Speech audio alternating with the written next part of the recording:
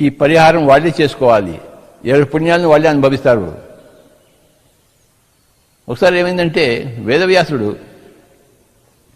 పెద్ద పుస్తకం రాశాడు, అది పబ్లిష్ అయింది. అది పబ్లిష్ అయిన తర్వాత నెక్స్ట్ డే పేపర్లలో, టీవీలో అంతా వచ్చేసింది, ఛానల్స్లో. వేదవ్యాసుడు గొప్ప పుస్తకం రాశాడు, పబ్లిష్ అయిందని చెప్పేసి. ఆ పుస్తకం పేరు మహాభారతం. గొప్ప పుస్తకం మహాభారతం, వేదవ్యాసుడు రాశారు ఎన్నో సంవత్సరాలు కష్టపడి. అది పబ్లిష్ అయింది, అది పెద్ద వార్త అయిపోయింది భూలోకంలో అంతా. ఆ నెక్స్ట్ డే అంటే టీవీలో అంతా వచ్చేసింది.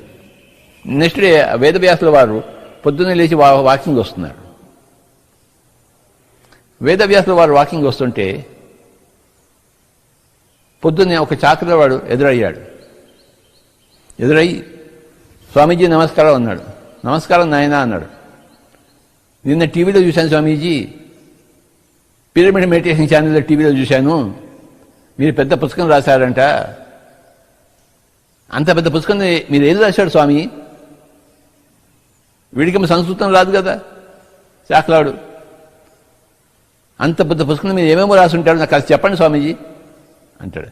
నాయన ఆ వేదవ్యాసుల వల్ల చాకలవాడుతా అంటాడు. నాయన ఎంత పెద్ద పుస్తకమైనా 2 విషయాలు ఉన్నాయి, పాపము పుణ్యము. పాపం చేస్తే ఏమవుతుందో చెప్పాను, పుణ్యం చేస్తే ఏమవుతుందో చెప్పాను, అంతకనికి ఏం లేదు నాయన అంటాడు. అంత పెద్ద పుస్తకం సమయం అంతకనికి ఏం లేదు, ఏమీ లేదు నాయన, నేను చెప్తున్నా కదా రాసిన వాడిని. పాపము దాని ఫలము, పుణ్యము దాని ఫలము.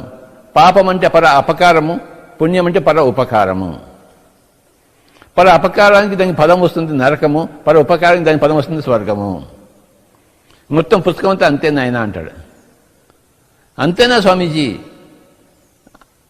అంతా చాకలాడు. అంతేనా అని వేదవ్యాసుడు చెప్తాడు. వాడు సంతోషంగా వెళ్ళిపోతాడు. నాకు వేదవ్యాసుడు మొత్తం అంతా చెప్పాడని చెప్పేసి.